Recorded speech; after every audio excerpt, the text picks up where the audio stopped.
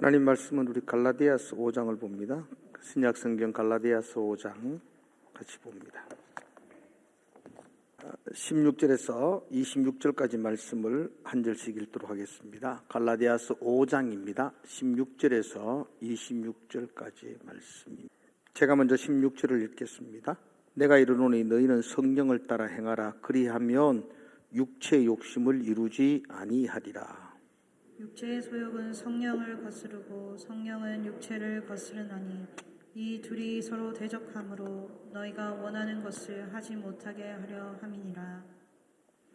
너희가 만일 성령의 인도하시는 바가 되면 율법 아래 있지 아니하리라.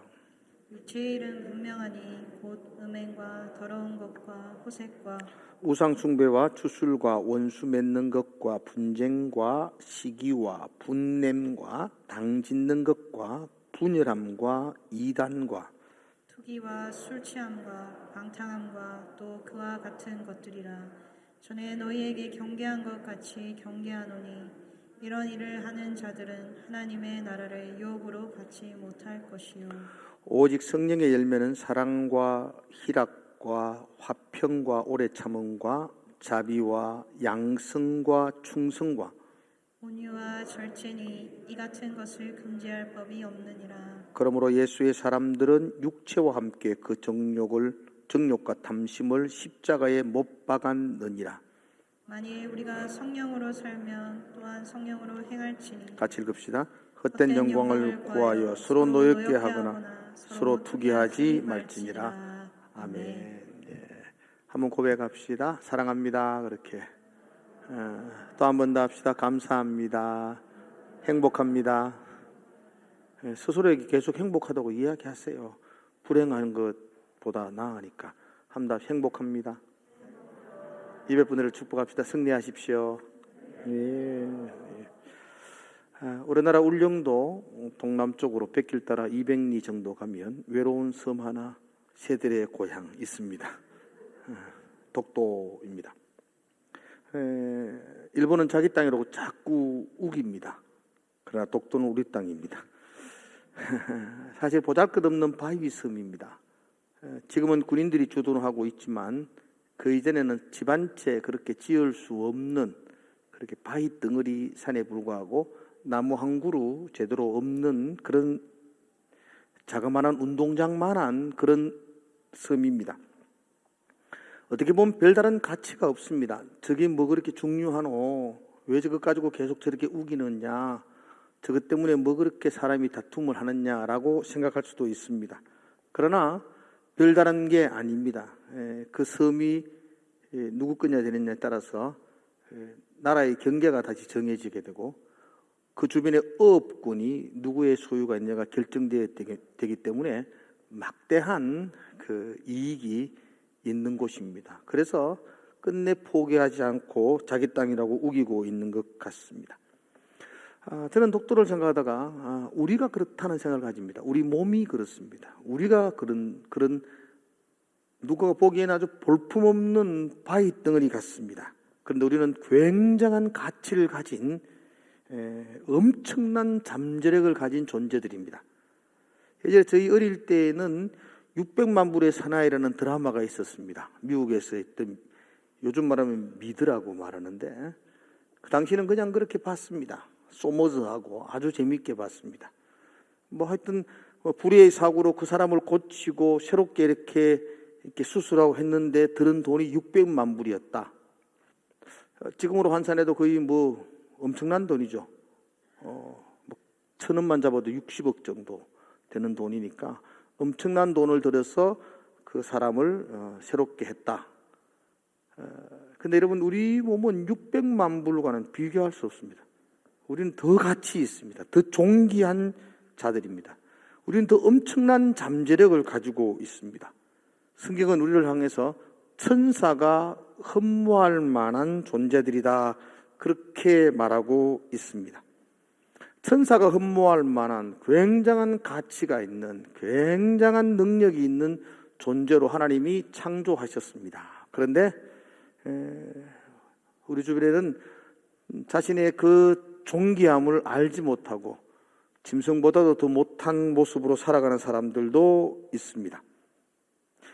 사랑하는 성도 여러분들, 저와 여러분이 신앙생활하는 궁극적인 목표가 있습니다. 구원함을 받는 것, 천국에 이르는 것 아닙니다. 저와 여러분의 신앙의 목적이 구원함, 천국에 있지 않습니다. 100m 달리기를 시작한다면 우리가 출발점이 구원함입니다.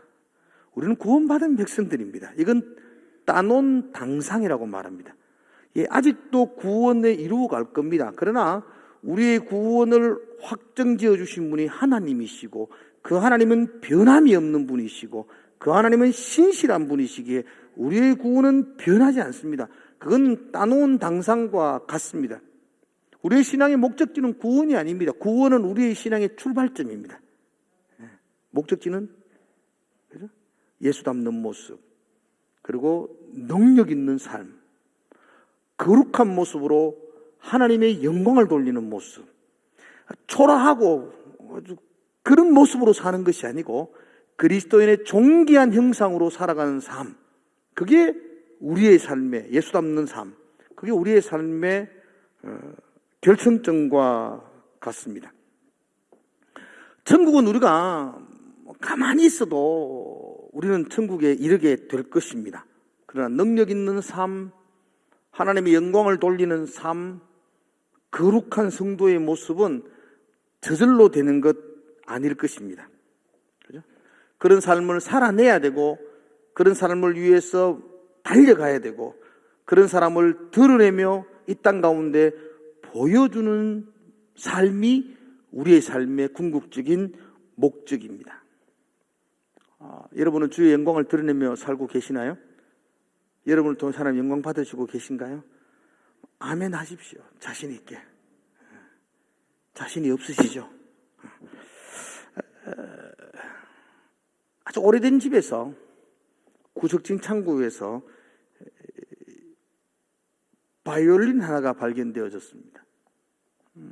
줄도 거의 끊어져 있고 소리도 제대로 나지 않는 그냥 쓰레기통에 버려져야 될 바이올린이었습니다. 그런데 혹시나 싶어서 조예가 깊은 전문가에게 바이올린을 보여주었더니만은 이렇게 보고 이거는 한 150년이 된 굉장히 좋은 바이올린이라고 그렇게 이야기를 해주었습니다. 그리고 그 전문가가 하나하나 갈 건 갈고 다듬을 건 다듬고 조율할 걸 조율했습니다.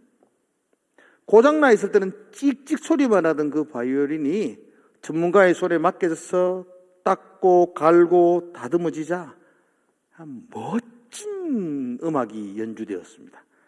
모든 사람이 감탄할 만한 그 영혼이 있는 곡이 그 손을 통해서 연주되었습니다. 이게 바로 어쩌면 우리의 모습입니다. 어쩌면 지금 많은 우리들 속에서 많은 고장난 바이올린처럼 찍찍 소리만 내는 분들도 있습니다. 고주망태가 돼가지고 그냥 길거리에 옷 전봇대에 벗어놓고 주무시는 분들도 계시고, 겨우겨우 집에 들어와가지고는 냉장고 문 열고 쉬하시는 분들도 있고, 우리 중에는 그런 분이 있겠지만 아주 고장났습니다. 그래서 막 좀 듣기 싫은 소리를 내는 그런 바이올린과 같습니다. 그러나 그 바이올린이 전문가 손에 잡혀지면, 전문가 손에 다듬어지면 기가 막힌 연주가 나오게 됩니다. 전문가이신 그 하나님, 그 바이올린을 만드신, 우리를 창조하신 그 하나님의 손에 붙들려지고 다듬어지고 하나님이 만지기 시작하면 우리는 세상이 깜짝 놀랄 만한 놀라운 능력과 아름다움이 우리를 통해 드러날 줄로 믿습니다.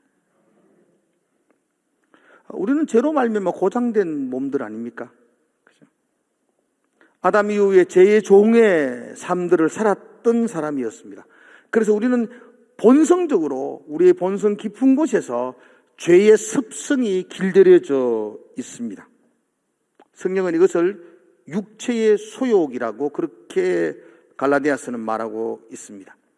17절에서 그렇게 말합니다. 육체의 소욕은 성령을 거스르고, 우리 가운데는 육체의 소욕이 성령을 거스리고 있다는 겁니다. 우리 마음 깊은 곳에는 하나님이 자신의 형상으로 창조하셨던 하나님의 성령이 우리 속에 자리 잡고 있습니다. 그런데 오랫동안 우리 마음을 길들였던 그 죄의 본성이 우리의 피부가 되고 우리의 살이 되고 뼈가 되어서 그게 우리 마음에 너무 깊이 자리 잡으로 말미암아 성령의 사역을 거스르기 시작합니다. 그 육체의 소욕으로 말미암아 우리에게서 흘러나오는 소리들이 고장난 소리들이 흘러나오기 시작합니다. 19절과 20절은 그 소리들을 이야기하고 있습니다.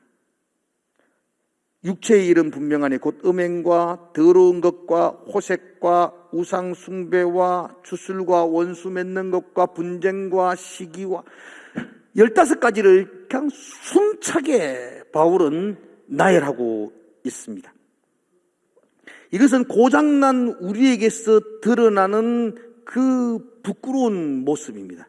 원래 우리는 이런 것들을 드러내며 사는 사람들이 아니었습니다. 그런데 죄의 본성으로 길들여져 있는 우리의 옛 습성으로 말미암아 우리 깊은 곳에서 나도 모르게 이런 육체의 본성, 육체의 소욕, 육체의 일들이 현저하게 드러나고 있다는 것입니다. 아주 고장난 바이올린처럼 그렇게 듣기스러운 불협함이 그런 찍찍거리는 소리가 우리 가운데 나타나고 있는 것입니다. 그러나 소망 없는 건 아닙니다.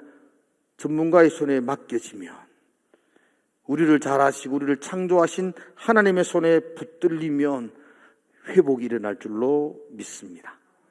하나님은 우리를 고치시는 분이십니다. 하나님은 우리를 만지시는 분이십니다. 하나님은 우리를 어떻게 고치십니까? 성령님을 통해서 고치십니다. 보혜사, 도우시는 그 성령님을 우리 가운데 보내셔서 우리의 그 고장난 심령을 사로잡으시고 다듬으시고 버릴 건 버리게 하시고 이을 건 잊게 하시고 우리를 만지고 회복시키고 계십니다. 성령께서 우리를 만지시고 고치시는 세 단계가 있습니다. 성령이 우리 가운데 임할 때에 우리 속에 첫 번째 현상이 드러납니다. 성령이 하시는 사역, 성령이 우리를 만지시는 사역. 그 첫 번째가 자각하게 만듭니다. 깨닫게 만듭니다. 그전에는 더러운 게 뭔지도 몰랐더랬습니다. 그전에는 죄가 죄로 인식되지 않았더랬습니다. 도리어 그전에는 죄가 나를 즐겁게 하는 기쁨이라고 생각했더랬습니다. 그래서 그 죄악 가운데 그렇게 더 죄를 찾아서 발빠르게 움직였던 삶을 살았습니다. 그런데 성령이 임하면 이거 아닌데, 이렇게 살면 안 되는데, 이건 잘못됐는데, 그런 생각들이 우리 마음을 사로잡기 시작합니다. 그전에는 죄를 죄로 깨닫지 못했는데 성령이 우리를 자각하게 만듭니다. 깨닫게 만듭니다. 이것이 성령께서 하시는 첫 번째 사역입니다.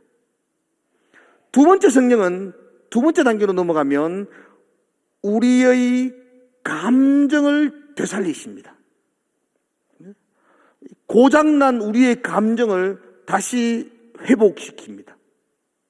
그전에 무덤덤했는데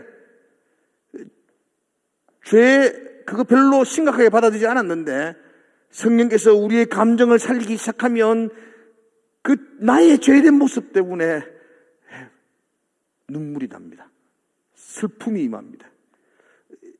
이것밖에 되지 못하는 믿음과 삶을 살아내는 실력이 이 정도밖에 안 되는 내 자신을 보면서 탄식하기 시작합니다. 그 이전에는 죄가 아름다웠습니다. 어떤 젊은 여인이 유부남과 아름다운 사랑을 하면 내 인생에도 저런 로맨스가 있을까?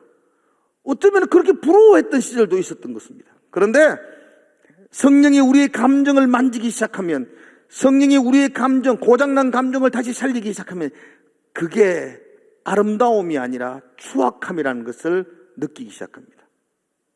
그리고 그 추악함을 따라가고 있는 내 자신에 대해서 비참한 감정을 느낍니다. 슬픕니다. 이러면 안 된다는 생각들을 가지게 됩니다. 성령이 두 번째 우리의 감정을 다시 살리고 있는 것입니다. 죄를 더럽게 생각해지고, 그래서 죄악된 곳을 떠나고 싶은 마음을 가집니다. 세 번째 성령의 사역은, 그 정도가 들어가면 이제 성령의 사역은 우리를 만지셔서 우리의 삶에서 떠나고 싶은 마음에서 그치는 것이 아니라 우리의 삶이 아름다운 열매를 맺는 데까지 인도하십니다. 이게 성령의 최종적인 우리를 향한 목적입니다.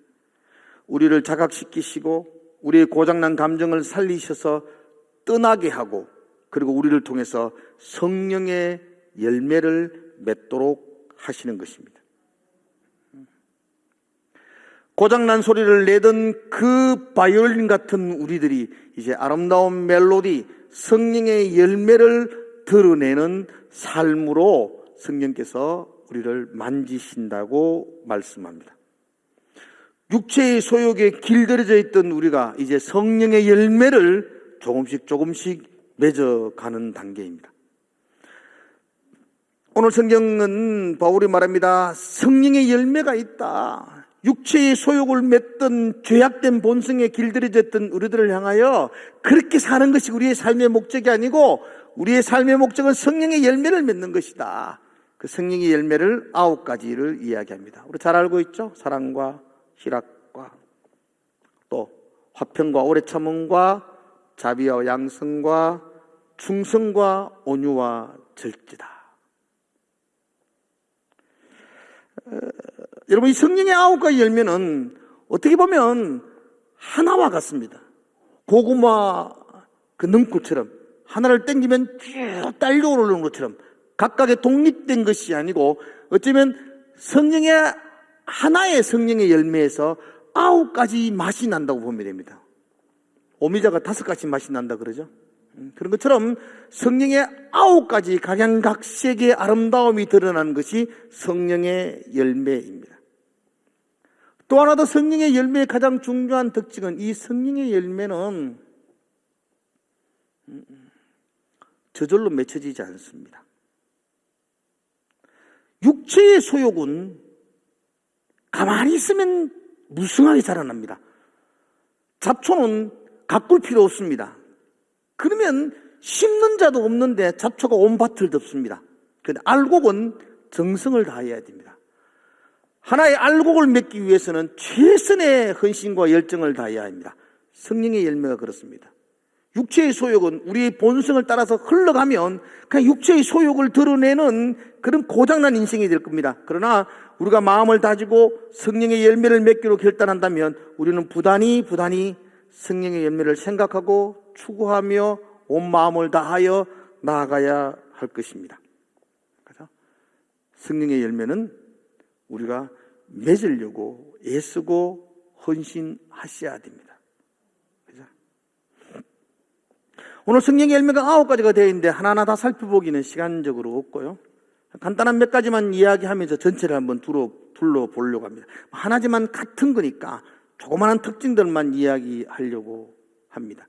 제가 이렇게 하는 이유는 오늘 저와 여러분의 삶 속에 구원받은 성도로서의 삶을 만족하며 살지 마시고, 나의 오늘 하루의 삶 속에서 이런 열매들이 드러나기를 기도하시고 이런 열매가 맺어지기를 달려가시라는 그런 간절한 당부의 말이기도 합니다.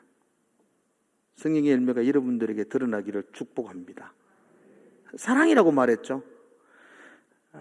사랑은 가장 중요한 특징이 소유하는 것이 아니라 나누는 것입니다. 따라합시다. 사랑은 소유하는 것이 아닙니다. 나누는 것입니다. 같은 뜻으로는 오늘 성령의 열매 가운데 6번째 보면 양선이라는 것이 있습니다. 이름이 좀 어렵지만 양선도 마찬가지입니다. 양선이란 말은 다른 사람의 부족한 부분을 채워주는 마음입니다.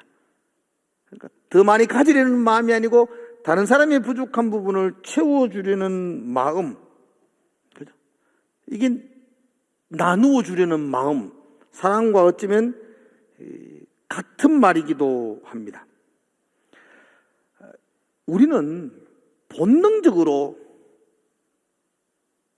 자기를 위해서 채우려는 마음을 가지고 있습니다. 그죠? 아주 본능적입니다.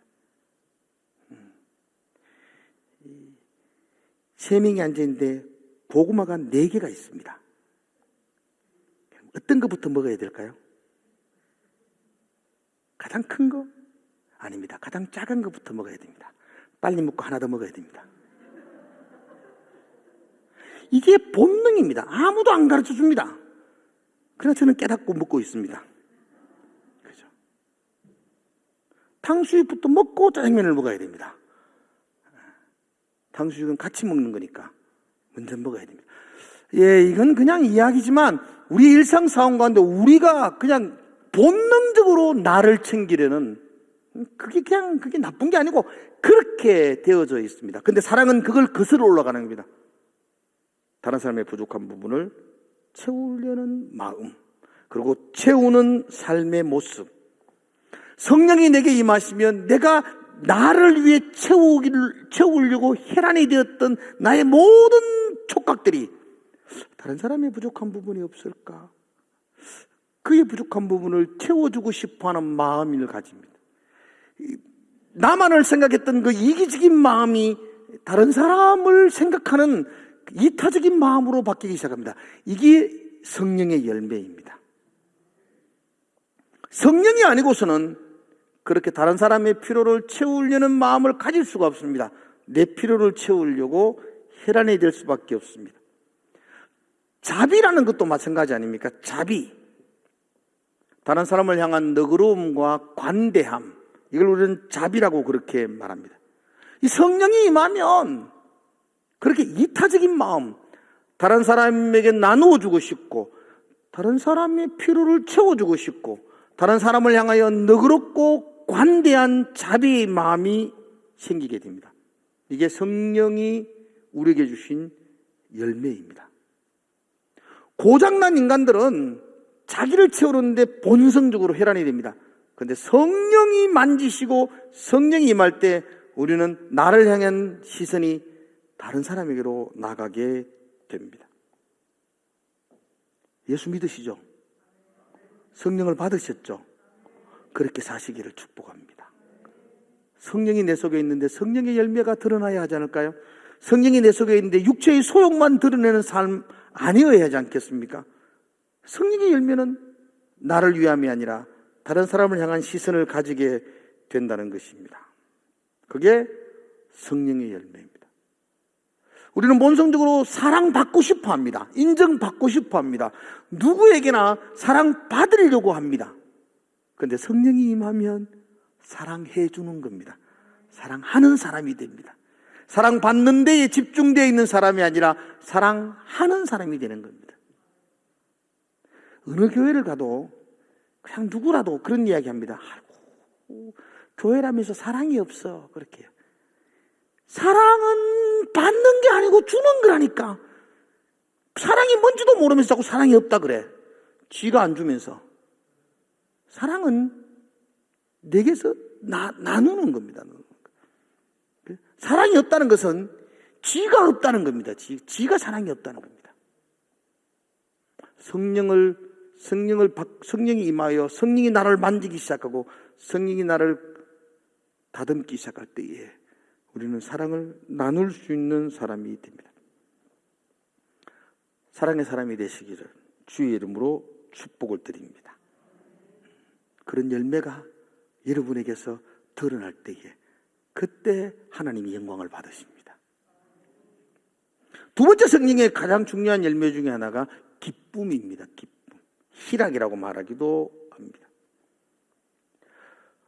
어떤 좋은 일이 있을 때 기쁨이 나타나는 건 그건 당연한 이야기입니다. 그러나 어떤 상황 속에서도 어떤 형편 가운데서 어떤 처지 속에서 기쁨을 잃어버리지 않는 것, 그게 성령님이 주시는 아름다운 열매입니다. 성령이 내 속에 임할 때에 그 열매는 그 기쁨으로 드러나야 합니다. 환경이 달라진 것 없습니다. 기도했는데 변화된 것 없습니다. 여전합니다.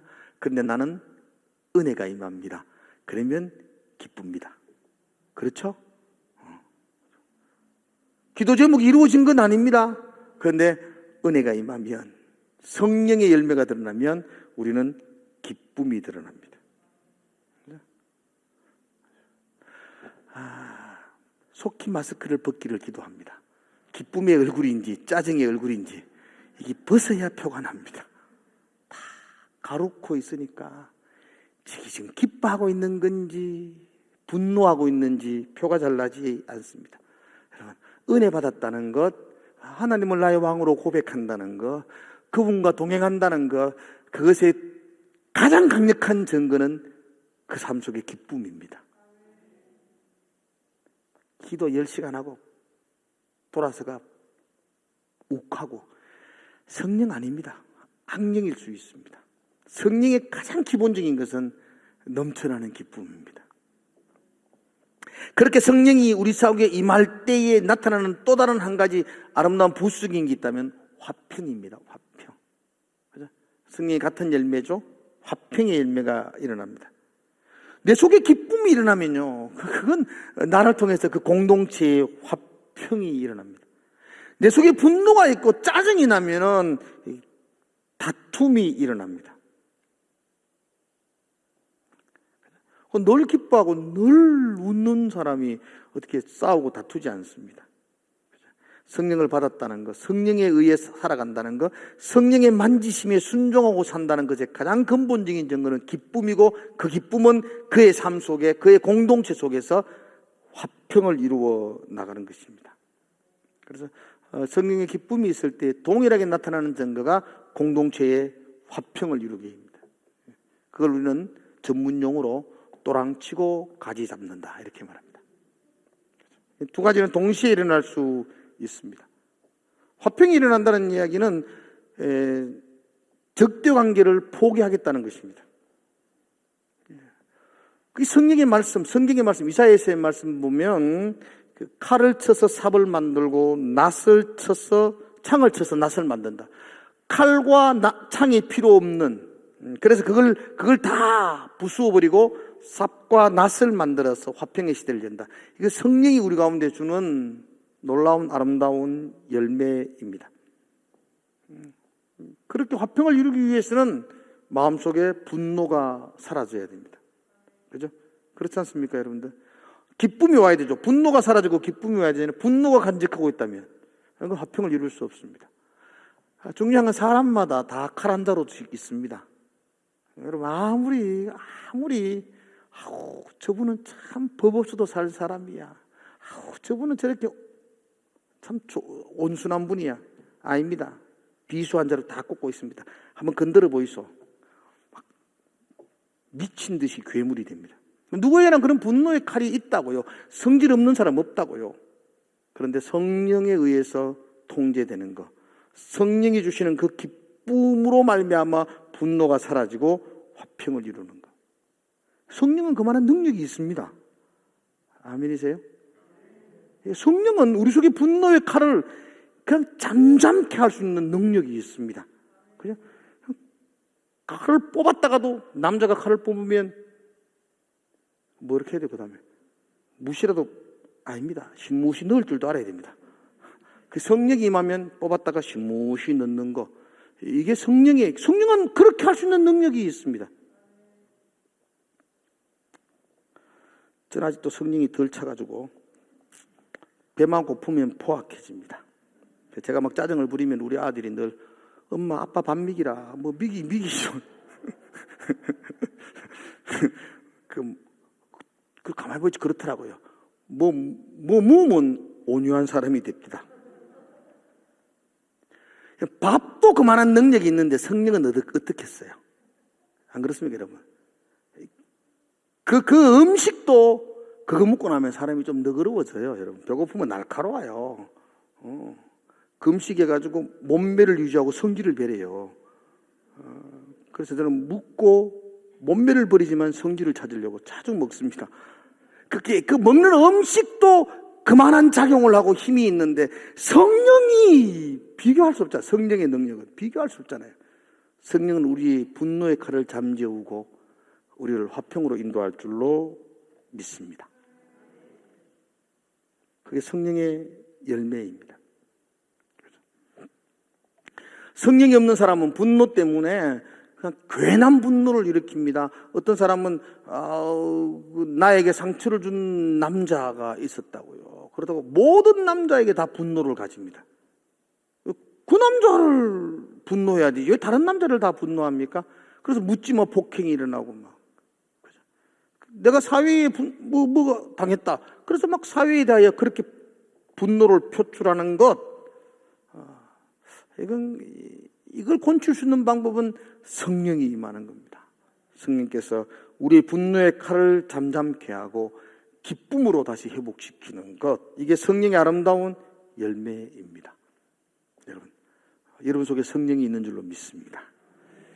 성령의 열매도 드러나기를 축복합니다. 사랑입니다. 기쁨입니다. 또 하나만 더 이야기합시다. 성령의 열매 중에 충성이 있습니다. 충성. 아주 충성이라는 게 참 좋습니다. 충성이란 뭐냐 그럴 때 어떤 신학자가 그런 말 하더라고요. 충성은요, 일관된 것을 충성이라고 말한답니다. 간신은 왔다 갔다 하는 게 간신배고, 충성은 그냥 이 몸이 죽고 100번 고쳐주고 있고 없고 일관적입니다. 일관적. 꼭 그래야 되나? 그게 충성이라 그러더라. 그냥 일관적인 거. 하나님이 원하는 삶의 방향을 향하여 자루나 우루나 치우치지 않고 일관적으로 나아가는 그 길, 그 삶을 우리는 충성이라고 말합니다. 주님이 원하는 그 목표를 향하여 내 삶을 주께 드리겠습니다. 내 최선을 다하여 달려가겠습니다. 이것이 충성입니다. 총알이 팍 날아갈 때 꾸불꾸불하게 날아가는 게 아니고요. 그냥 날아갑니다. 직선으로 날아갑니다. 목표를 향하여. 이게 충성입니다. 가다가 쉬다가 가다가 딴 데 갔다가 이게 충성이 아니고 내가 가야 될 그 방향을 향하여 조준한 그곳을 향하여 일관되게 달려가는 것. 그걸 충성이라고 합니다. 한결같음 이렇게 말할 수 있습니다. 예수 믿고 성령이 우리 가운데 임했던 그리스도인이라면 하나님 앞에서 저와 여러분들이 충성되기를 축복합니다. 쭉. 그죠? 교사도 한번 하면 그냥 20년은 쭉 해야 되지. 석 달 하다가 또 막 피고 내년에는 꼭 쉬어야 되겠습니다. 충성 아닙니다. 그거는 쭉 가는 겁니다. 그죠? 한 분야에 들어가면 그냥 쭉 일관되게 달려갈 때에 우리가 처음에 정할 때 하나님 기뻐할까? 하나님이 원하는가? 이걸 정하는 게 중요하지. 이게 정해지면은 그냥 가는 겁니다. 일관되게 가는 것. 사람들이 왜 자꾸 구부러지고 흔들립니까? 그 자기 힘으로 가려고 하기 때문입니다. 우리는 정말로 연약합니다. 작심삼일입니다. 우리의 힘으로는 충성될 수가 없습니다. 그래서 우리가 하나님이 기뻐하는 일이 보여진다면, 그것의 뜻을 정한다면 성령의 강력한 도움을 구하셔야 됩니다. 성령이 나를 이끌어가도록 해야 됩니다. 성령의 능력으로 그 길을 일관되게 달려갈 수 있기 때문입니다. 특별히 그 충성을 생각할 때는 절제를 생각하셔야 됩니다. 충성은 절제와 같이 갑니다. 한 곳을 향하여 달려간다면 옆에 것을 포기해야 됩니다. 그죠? 포기하는 것, 이게 절제입니다. 절제. 그죠? 난 과일 농사 짓는 분들이 제일 신기한 게 과일이 막 요래 열리면 그 복숭아가 막 열리니까 다 따내야 돼. 솎아내야 돼요. 그걸 다. 나는 아까워서 못 합니다. 그걸 왜 따내는지. 뭐 따내야 충성된 열매가 나옵니다. 포기해야 됩니다. 내가 가야 될 길, 다른 길들은 다 포기하셔야 됩니다. 그래야 절제해야만이 충성할 수 있습니다. 두 마리 토끼 잡을 수 없습니다. 그건 충성될 수 없습니다. 충성은 주님이 원하는 것이 결정되어지면 그곳을 향하여 미친 듯이 달려가야 됩니다. 그래서 오래전에 읽었던 책 중에 미쳐야 미친다는 책. 나 제목이 딴 건 기억 하나도 안 나요. 그 내용이 뭔지 모르겠는데 제목만 기억납니다. 제목은 잊을 수가 없어요. 미쳐야 미친다. 어떤 분야에 미치지 않는 사람은 원하는 목표 도달할 수 없다는 겁니다. 미치지 않으면 미치지 못한다. 여러분, 모든 분야가 그렇습니다. 충성되지 않으면 결과를 얻을 수가 없습니다. 한 곳을 향하여 꾸불꾸불하지 아니하고 일관되게 한결같이 달려가야 합니다. 그렇게 달려가면 어느 분야에서든지 두각을 드러낼 수 있습니다. 저도 운동을 좋아하니까요. 운동선수 중에 이승엽이라는 홈런왕이 있는데 그 사람의 좌우명이 이렇게 되어 있더라고요. 혼이 담긴 노력은 결코 배신하지 않는다. 그 슬럼프 때 되면 그걸 이렇게 모자에 새기고 나와가 했다 그러대. 혼이 담긴 노력은 결코 배신하지 않는다. 멋지지 않나요? 그죠? 요즘 항상 TV에 많이 나오는 서장훈이라는 그 농구 선수는 그런 이야기 하더라고요. 사람들이 흔히 그런 이야기 하죠. 아무리 재능 있는 사람도 노력하는 사람을 이기지 못하고 노력하는 사람도 즐기는 사람을 이기지 못한다. 근데 서장훈은 그렇게 이야기하다. 거짓말이다. 그렇게 이야기합니다. 즐겨가지고는 도달하지 못한다 이러더라고요. 한 분야의 정상에 서려면 즐기는 것으로는 도달할 수 없다는 거예요. 자기가 농구의 최고의 정상이잖아요. 즐겨서는 그 자리에 갈 수 없다. 어느 분야도 마찬가지다. 즐겨서는 안 된다. 즐김을 뛰어넘는 일관된 충성. 그럴 때에 그 자리에 갈 수 있다. 그러면 공 갖고 그런 데 넣는 것도 그런데 하물며 하나님의 나라를 향하여 달려가는 우리는 더 말할 게 없지 않습니까? 그죠? 충성된 사람. 그죠? 하나님은요, 그의 인생 속에서 엄청난 업적을 남긴 사람보다는 한결같은 사람, 충성된 사람을 하나님은 기뻐하십니다. 그래서 성령의 열매가 충성입니다. 그 열매가 저에게와 여러분들에게 나타나기를, 그래서 하나님의 영광이 되기를 주의 이름으로 축복합니다. 하나만 더 하면요, 온유가 있습니다. 온유. 우리가 드러내야 될 생명의 열매 중에 참 귀한 열매가 온유의 열매입니다. 온유는 얌전하다, 착하다 이런 말 아닙니다. 민수기에는 모세가 가장 온유한 사람이라고 설명하고 있습니다. 모세는 그 맨주먹으로 사람을 때려 죽인 사람입니다. 혹시 여러분 중에 사람 때려가 죽여봤습니까? 그럼 여러분들은 다 온유할 수 있는 소질이 있습니다. 모세도 온유했는데 모세 그렇게 얌전한 사람, 순한 사람 아닙니다. 그런데 성경은 모세를 가장 온유하다고 말합니다. 온유가 뭐냐? 하나님에 의해서 힘이 조절된 사람입니다. 모세 굉장한 사람입니다. 그런데 하나님에 의해서 힘이 조절됩니다. 너는 가나안에 들어가면 안 돼. 이 모압 비스가살에서 인생 끝내. 그럼 끝내잖아요. 내 같으면 그래는 못합니다. 하나님이고 뭐고 이때까지 내가 그 약속의 땅을 바라보고 여기까지 왔는데, 근데 그쯤 바로 요건데 넌 여기서 끝내라. 끝내잖아요. 그가. 그러면 이스라엘 백성들 불러놓고 축복해 주거든요. 기쁨으로 해주거든요. 끝내는 걸 받아들이고 기쁨으로 하잖아요. 그죠? 그게 온유입니다. 하나님에 의해서 절제된 거. 그 조련사들이 이렇게 보면은 악어가 입을 떡 벌리고 있는데 머리를 그 안에 엿더라고. 그 악어는 온유한 악어입니다. 이빨이 없는 거 아닙니다. 그 악어가 포악하지 않는 것 아닙니다. 조련사에 의해서 힘이 조절되는 악어. 그것을 온유 이렇게 말합니다. 하나님에 의해서 조절되는 사람.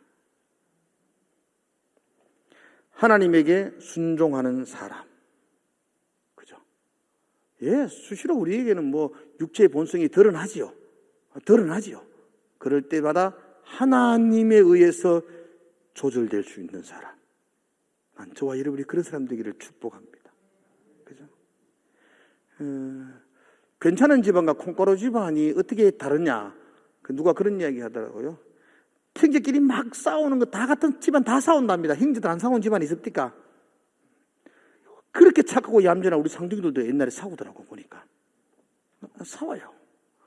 그렇게 들을 때에 아버지가 나와가지고 어허 됐다 마 이러면 예 조용하면 온유한 집안입니다. 아버지가 그만해라 됐다 이럴 때 아버지 좀 가만히 계시소 마 할 말을 해야 되겠구만 콩가루 집안입니다. 우리가 욱할 수 있죠. 우리가 그렇게 성질이 나올 거 육체의 본성이 드러날 수 있습니다. 근데 하나님 앞에서 하나님이 하면 예 하나님에 의해서 길들여지고 하나님에 의해서 조절되어지는 것 그게 온유입니다. 여러분 우리가 포악하지 않기를 축복합니다. 온유하기를 주의 이름으로 축원합니다. 그래도 인간인데 내 속에 하나님의 형상이 있는데 성령을 받은 자인데 육체의 소욕만 계속 드러내면서 인생 바치는 것보다 더 초라하고 불쌍한 게 어디 있겠습니까? 그래도 성령의 사람인데 우리가 하나님에 의해서 우리의 분노와 감정들이 조절되어지고 그 하나님 앞에 순종하고 그렇게 나가는 삶이 우리 가운데 나타나야지 않겠습니까? 제가 결혼을 앞둔 사람이 꼭 제게 오면 제가 꼭 해주는 말이 있습니다. 결혼이라는 게 참 그게 묘하게 어렵더라고. 그래서 부부들을 보면 내가 처량한 마음으로 꼭 권면을 해줍니다. 여러분들은 꼭 싸울 거고 전쟁을 일으킬 건데 그거 이상하게 생각하지 말고 전쟁 잘해라. 잘 싸워라. 잘 싸워야 됩니다. 잘 싸워라. 그리고 제가 꼭 이야기해 줍니다. 제가 예전에 한번 국민일보를 이렇게 보다가 국민일보에 어떤 기사가 실렸는데 어떤 칼럼인데 칼럼 중에 이런 칼럼이 쉽게 있더라고요. 그 가장 독성이 강한 뱀 중에 방울뱀이 있잖아요. 방울뱀은 서로 싸울 때 독리로는 물지 않는다 그러더라고요. 이해가세요?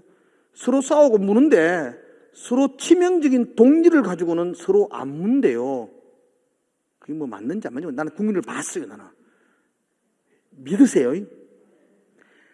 와, 그런데 그거 읽는데 막 전율이 쏟아요.